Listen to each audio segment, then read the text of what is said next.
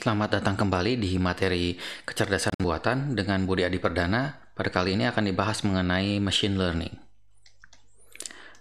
Seperti yang sebelumnya telah dibahas, bahwa dalam kecerdasan buatan itu ada 3 pilar, yaitu kecerdasan buatan secara umumnya, lalu machine learning, jadi kecerdasan yang dapat belajar, dan deep learning, jadi pembelajaran yang sangat dalam prosesnya. Pada kali ini kita akan membahas tentang machine learning, tapi juga nanti ini bisa diaplikasikan untuk deep learning. Seperti itu. Yang pertama, apa itu machine learning?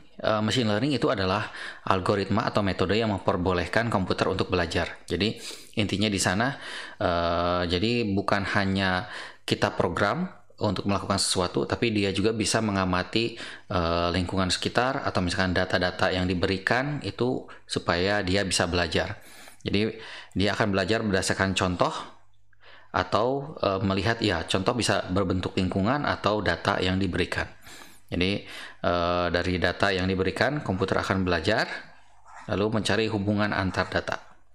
Kuncinya di sana ada 3 buah algoritma untuk machine learning, yaitu yang pertama untuk supervised learning, yang kedua itu unsupervised learning, dan yang ketiga probabilistic learning. Yang pertama supervised learning ini sudah dibahas juga sebelumnya. Itu yang pertama ada pembimbing atau supervisor, dan juga ada target untuk mengidentifikasi hasilnya itu sendiri. Jadi masukannya terdiri dari 2, yaitu data dan targetnya itu sendiri. Jadi kalau kita misalkan punya sebuah masukan, ini kita definisikan sebagai targetnya itu apa. Misalkan kita punya sebuah gambar berbentuk lingkaran. Nah, ini misalkan targetnya itu nanti ini adalah lingkaran. Nanti machine learning akan mencari kedekatan atau proses yang bisa menghubungkan antara data berbentuk gambar ini, lingkaran, citra, lalu menjadi kesimpulan bahwa ini lingkaran, gitu. Dengan lingkaran ini, outputnya itu adalah sebagai pembimbingnya. Jadi outputnya itu bisa ditentukan oleh kita seperti apa nantinya. Lalu yang kedua adalah yang unsupervised learning. Jadi ini tidak ada supervisor, jadi supervisornya tidak ada, dan targetnya pun tidak ada. Jadi hubungan antar data yang diolah dilakukan dengan proses yang disebut dengan klasifikasi. Jadi nanti dia akan mengidentifikasi pola kedekatannya itu seperti apa. Misalkan ini kita punya tiga buah variasi data, nanti akan dicari oleh machine learning ini, kira-kira ini masuk ke grup yang warna hijau, ini masuk ke grup yang warna merah, dan ini masuk ke grup yang warna biru. Misalkan tiba-tiba kita berikan lagi data di sebelah sini, nanti karena kedekatannya dia lebih dekat ke merah dibandingkan hijau atau biru, maka nanti dia didefinisikan sebagai data yang grup merah ini. Kalau misalkan ada di sini dekat yang biru, ini juga nanti didefinisikan sebagai yang biru. Jadi seberapa dekat si data itu terhadap grup atau data belajarnya, itu nanti yang akan menentukan kesimpulannya itu seperti apa. Lalu yang ketiga itu probabilistic learning. Jadi dia tidak ada supervisor, tidak ada bimbingan di targetnya itu seperti apa. Jadi dia mirip dengan yang unsupervised learning, tapi ada peluang kejadian. Jadi polanya itu bukan hanya grup, misalkan grup yang tadi grup merah, grup hijau, atau grup biru, tapi ada kecenderungan arahnya itu arah distribusinya seperti apa. Jadi ada tambahannya itu berbentuk distribusi seperti yang ini. Jadi distribusinya misalkan lebih di tengah itu lebih utama seperti yang sini. Ini hijau juga yang utamanya di tengah, dan biru juga utamanya di tengah. Tapi mungkin bisa juga distribusinya bukan hanya seperti ini, tapi misalkan menjadi lebih condong ke pinggir, nantinya bisa juga seperti itu, atau kebalikannya ke arah sini, gitu. Jadi bergantung dengan data yang diberikan. Nah, karena mata kuliah ini hanya akan membahas dua bagian saja nantinya, yaitu supervised dan unsupervised. Salah satu contohnya atau pendekatan yang dilakukan ketika kita menggunakan supervised learning itu adalah decision tree. Nanti akan dibahas di slide selanjutnya. Lalu untuk yang unsupervised learning ini menggunakan Markov model atau nearest neighbor learning. Jadi kedekatan dengan data-data tetangganya itu seperti apa kalau yang ini. Nah, yang pertama di supervised learning, jadi tujuan dari algoritma supervised learning adalah untuk memprediksi fungsi menggunakan data latihan, jadi data latihan, sehingga menghasilkan klasifikasi dari data secara akurat.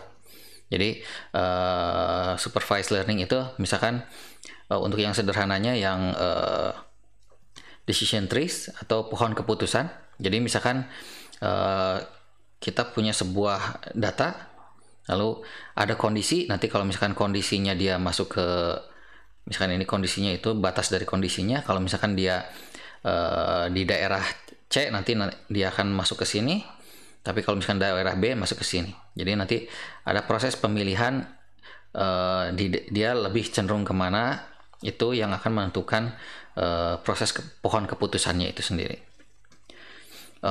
Salah satu contohnya adalah ini untuk decision trees. Jadi hasil dari proses di mana data sumber dikurangi dengan pohon tebakan yang digambarkan oleh aturan if, then, dan else. Jadi kuncinya hanya if, then, and else. Contohnya ini jika kita bermain game Counter Strike, ini contohnya. Ini game first person shooter. Jadi ya kita harus bisa membunuh lawan dengan cara menggunakan senjata atau menggunakan ya senjatanya bisa berbentuk pistol atau pisau gitu. Jadi pada proses permainan game, seorang pengamat menonton pemain first person shooter dan mencatat aksi mereka selama berhadapan dengan musuh.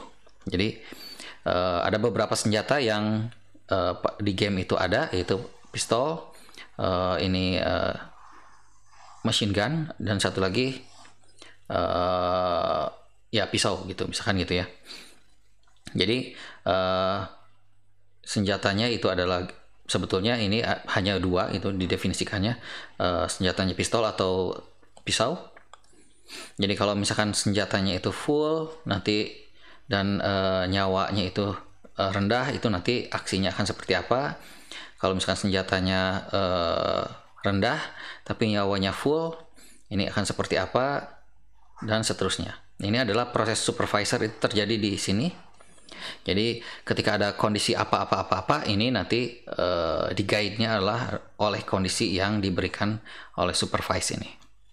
Contohnya, jadi kalau misalkan senjatanya itu adalah pistol dan amunisinya itu penuh, maka bertarung. Tapi kalau amunisinya rendah, maka kabur, misalkan gitu. Kalau senjatanya itu pisau dan nyawanya itu masih penuh, ini bisa bertarung. Tapi kalau misalkan nyawanya rendah, ini kabur. Jadi bentuk dari kondisinya itu kalau di algoritma seperti ini nantinya. If weapon sama dengan gun, jika senjatanya adalah pistol dan amunisinya itu penuh, maka ya berantem gitu, maksudnya bukan berantem tapi lawan musuhnya. Tapi kalau misalkan senjatanya itu pisau dan amunisinya penuh, ini juga sama, lawan musuhnya. Selain itu maka kabur, misalkan seperti itu. Nah, untuk kasus yang unsupervised learning, ini salah satu contohnya adalah menggunakan Markov model, perubahan acak. Jadi bagaimana si data itu berubah dari waktu ke waktu, itu dipengaruhi oleh keadaan sebelumnya. Jadi kuncinya seperti ini. Jadi misalkan ini keadaan pertama, lalu ini keadaan kedua, setelah waktu T2, ini T3, dan seterusnya sampai ke TN. Nah, proses yang diperbolehkan adalah nanti data itu hanya boleh dari untuk T2 itu dipengaruhi oleh T sebelumnya, T3 dipengaruhi oleh T2, T4 dipengaruhi oleh T3, dan T5 dipengaruhi oleh T4, dan seterusnya. Jadi tidak boleh ada kejadian ketika T3 itu dipengaruhi oleh T1 atau T4 ini dipengaruhi oleh T1 dan T4 dipengaruhi oleh T2. Jadi ini tidak boleh yang sini. Jadi harus oleh data sebelumnya. Salah satu contohnya yaitu misalkan kita punya sebuah rumah pintar, sebuah robot yang misalkan akan menggantikan beberapa pekerjaan rumah, itu dibiarkan belajar selama seminggu dulu misalkan, itu untuk mengamati perilaku dari penghuni rumah ini gitu. Jadi apa yang dilakukan oleh penghuni rumah ini dari waktu ke waktu itu akan direkam dan nanti akan dibuat distribusi perilakunya atau klaster dari aksi yang dilakukan oleh si pengguna itu atau ya penghuni. Lalu lakukan Markov chain untuk melakukan proses yang sama untuk mereplikanya. Jadi nanti ada kemungkinan misalkan pada waktu jam pagi-pagi misalkan apa aktivitas yang dilakukannya, misalkan gitu ya, ini pagi,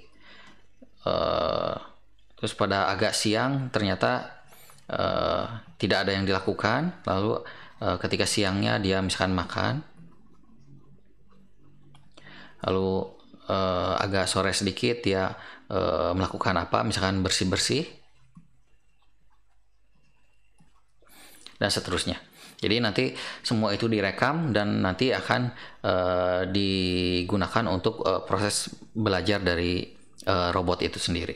Jadi robot ini nanti akhirnya yang akan mereplika aktivitas dari penghuni rumah itu sendiri. Jadi nanti sebagai pengingat replika. Lalu yang kedua itu menggunakan pendekatan nearest neighbor. Jadi misalkan kita punya sekumpulan data seperti ini, lalu dia sudah didefinisikan bahwa yang bintang ini adalah data dari kelas merah dan yang hijau ini adalah data dari kelas yang hijau. Gitu. Nanti kalau misalkan kita tiba-tiba ada data di sini, itu nanti dicari kedekatannya terhadap tetangganya. Ini dicari, dihitung jaraknya. Itu nanti dia lebih dekat ke yang merah atau yang hijau. Jadi nanti misalkan kalau lebih dekat ke yang hijau, nanti dia didefinisikan si bulat tanda tanya ini itu ternyata sama dengan kelas yang hijau yang segitiga, seperti itu.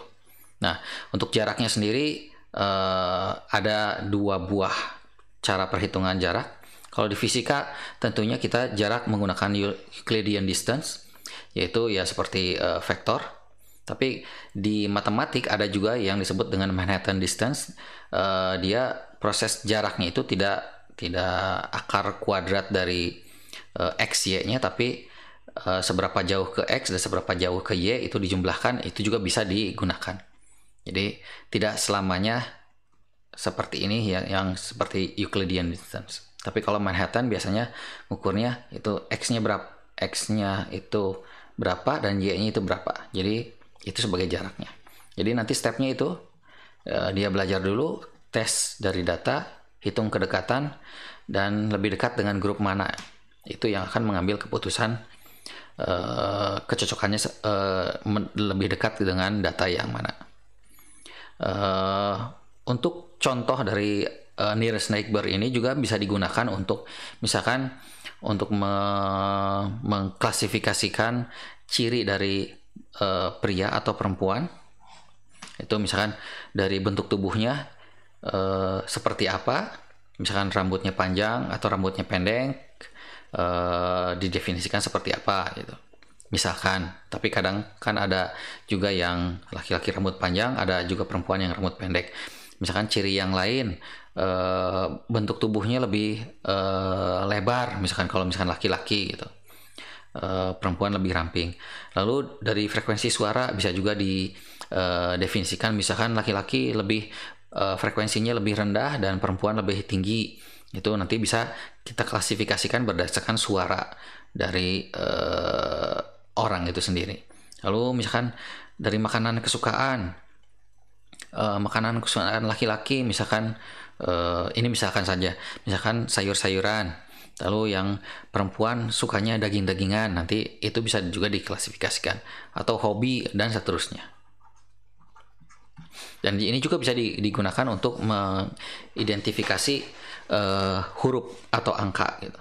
Jadi misalkan kita buat data belajar huruf A, berapa kali dan seterusnya.